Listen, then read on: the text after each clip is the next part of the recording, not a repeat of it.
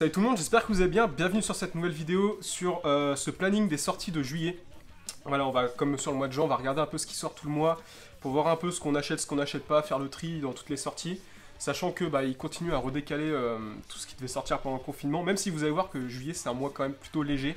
Il n'y a pas grand chose, il y a beaucoup de Panini, il n'y a pas beaucoup d'Urban, il y a quasiment pas d'indé, très peu, à part du Delcourt quelque peu. On va commencer avec le mercredi 1er juillet et avec un truc excellent. Comme Panini avait fait pour le mois de juin, je crois que c'était la semaine dernière, où ils avaient fait la collection avec 10 titres à 5 euros chacun. Panini fait un peu dans le même style avec une collection qui s'appelle Must Have. Là, ça va être des titres qui coûtent 10 euros et pas 5. Et ça va être un peu sur le même principe, ça va être des récits ultra cultes à avoir. Donc là, il va y avoir Civil War, il y aura Old Man Logan, excellent Old Man Logan, il y aura Avengers la séparation que je ne connais pas, pour le coup, donc je le prendrai. Et Spider-Man Spider-Verse. Donc là, clairement, ça s'adresse un peu aux débutants, mais globalement à tous les gens qui veulent compléter leur collection pour pas trop cher, parce que les albums, ça coûte très cher.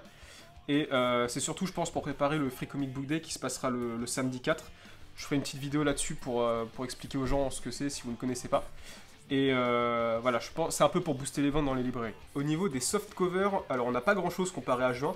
On aura par contre un truc excellent qui s'appelle Absolute Carnage, qui est un event qui était sorti en janvier aux États-Unis en single. Et c'était un event, alors j'avais lu que le premier, c'était un event où un des anciens protagonistes de Carnage, je sais plus comment il s'appelle, je suis désolé, il revient pour attaquer toutes les autres personnes qui ont eu le symbiote un jour. En fait, j'ai surtout vu la série parce que ils avaient sorti beaucoup de one-shot. Il y en avait un notamment sur Ghost Rider, évidemment gros fan de Ghost Rider, donc je l'avais lu. Un sur Ghost Rider, il y en avait un sur Captain Marvel aussi, enfin il y en avait beaucoup. Dedans on aura 3 épisodes avec les 2 premiers numéros de la série Absolute Carnage normale. Et on aura aussi, alors je sais pas si c'est un one shot ou si c'est une série parallèle qui était sortie, qui est Scream, donc le Absolute Carnage Scream 1. Ensuite, on aura un truc qui est attendu par tout le monde, j'imagine. C'est le numéro 2 du soft cover de Hoxpox, donc House of X Power of Ten. Je vous invite à aller voir les super vidéos que le Comité Comics a fait pour décrypter un peu l'histoire et le background des X-Men par rapport à ce titre-là. Franchement, c'était ultra intéressant. Et je vais peut-être me faire des ennemis en disant ça, mais le format soft cover, je trouve ça vraiment pas worth, quoi. Tu payes ça 9 euros, t'as que 3 épisodes.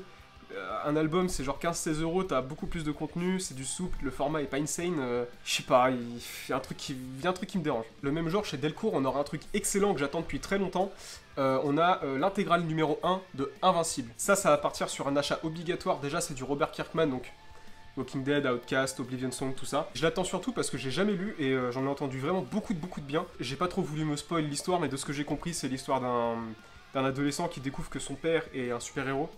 Et en fait, il est d'une race extraterrestre, et il va développer des pouvoirs à force, et voilà, il va apprendre à s'en servir. C'est un peu la même morale que Spider-Man, je trouve.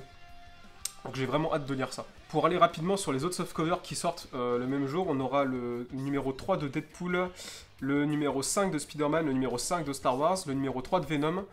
Et en librairie, on aura le tome 18 de Spawn Résolution, et le tome, c'est quoi? C'est le tome 8 maintenant Ouais, c'est le tome 8 de The Weekend of Divine. On passe au vendredi 3 juillet, et là pour le coup c'est une journée qui m'intéresse beaucoup plus parce que sortie urbaine, donc du DC, voilà, beaucoup de trucs. On aura déjà le tome 4 de Black Hammer, série que j'avais commencé, j'ai pas continué parce que j'avais beaucoup d'autres choses à lire.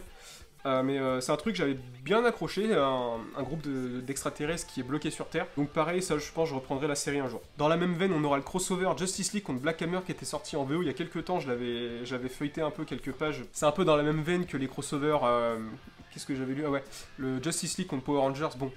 Ça apporte pas grand chose au lore, c'est marrant à voir quoi, ce genre de crossover. Pour rester chez Urban, là on va parler de 2 titres qui vont, ça va partir sur un achat total aussi, là c'est quasiment sûr.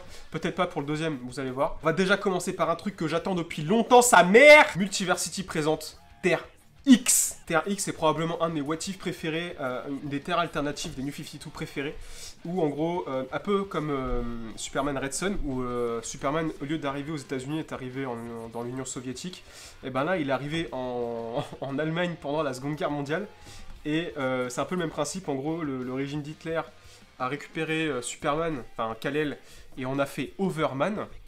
Et ils ont récupéré la technologie kryptonienne pour aller foutre une grosse branlée aux États-Unis.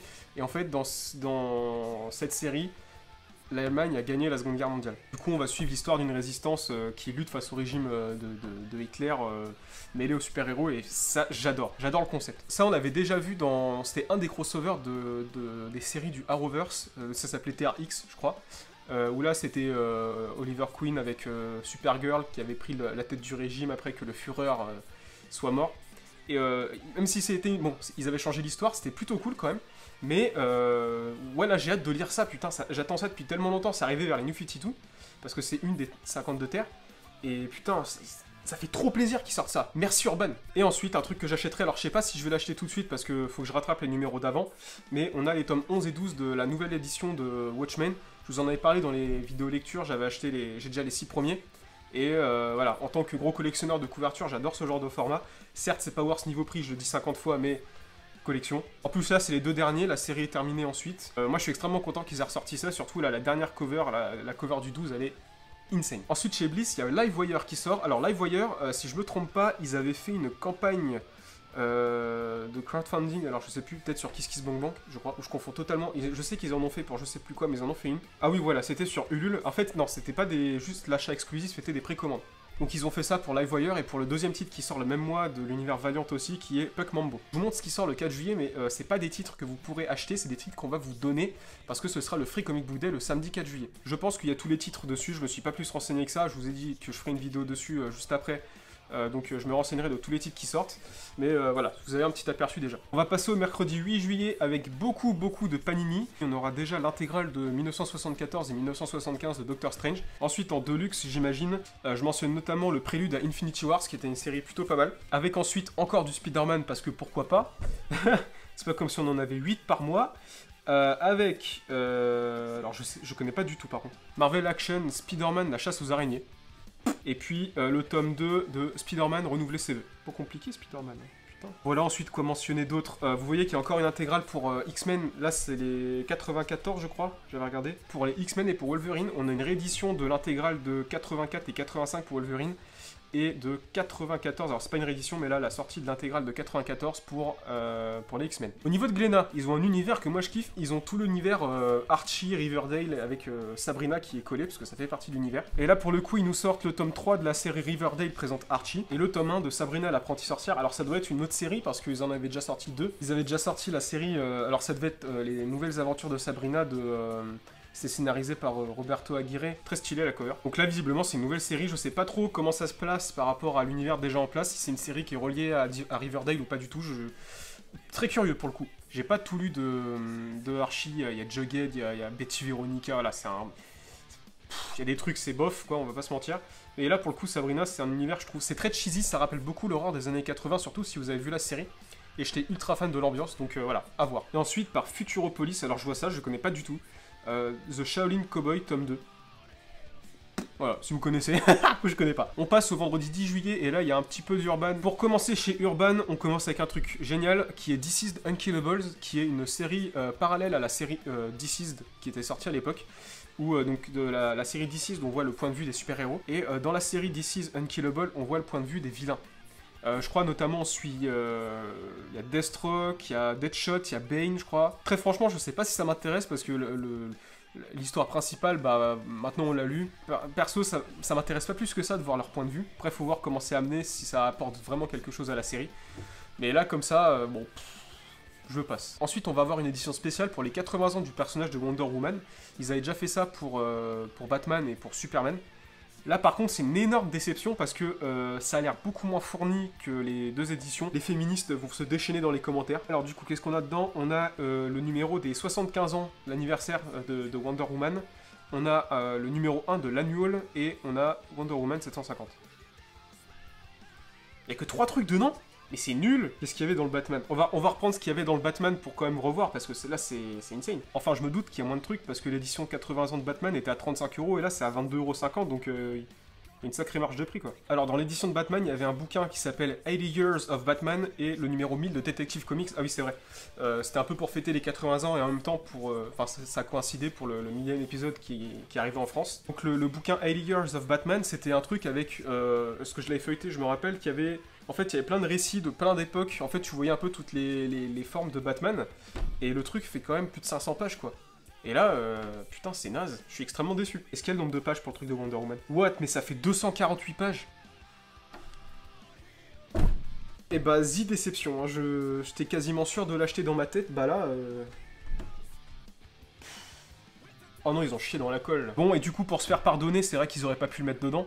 On a le tome 2 de Wonder Woman Terre 1, donc la collection qui retrace toutes les origines modernes des héros. Donc ils ont fait ça pour Batman, je vous en avais parlé dans la vidéo pour débuter Batman, l'affiche là-haut. Ils ont fait ça aussi pour Superman et Green Lantern il y a pas longtemps. Et ensuite on va voir un autre titre de Wonder Woman qui s'appelle Guerre et Amour. Je connais pas, j'irai le feuilleter, la couverture est magnifique en tout cas. Mais ça m'intéresse pas mal, sachant la déception que va être l'édition 80 ans. Oh bordel, je suis extrêmement déçu, non.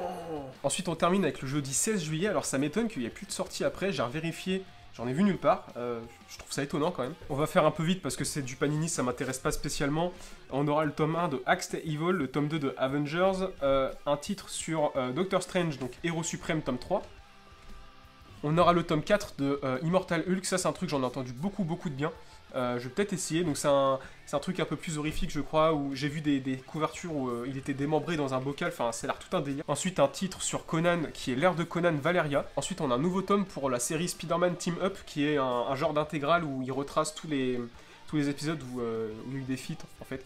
Il y a une cover avec Ghost Rider. Je note à chaque fois, je suis un énorme kikou, il n'y a pas de problème. Donc là, c'est l'intégrale de 1983. Et ensuite, on va finir avec la sortie de 2 tomes 2 pour 2 séries reliées qui sont X-Men Blue et X-Men Gold. Donc qui était une période où X-Men où en fait, il y a une série principale qui a été séparée en 2 pour qu'ils reviennent en 1. Enfin, les X-Men, c'est aussi un peu le bordel. Et ben voilà. Putain, c'est un mois pas très rempli, on va pas se mentir, je crois que le mois d'août est encore pire, donc voilà. Voilà, j'espère que ce petit planning vous aura plu, j'espère qu'il y aura beaucoup de choses qui vont vous intéresser. Dites-moi en commentaire ce que vous allez acheter, parce que il y a beaucoup je sais que je consomme pas pareil que les autres, en fait. Et ça m'intéresse un peu de voir ce que vous allez prendre. En tout cas, je te remercie si tu m'as laissé un petit pouce bleu, si tu t'es abonné, ça fait extrêmement plaisir. Et puis on va se dire à la prochaine.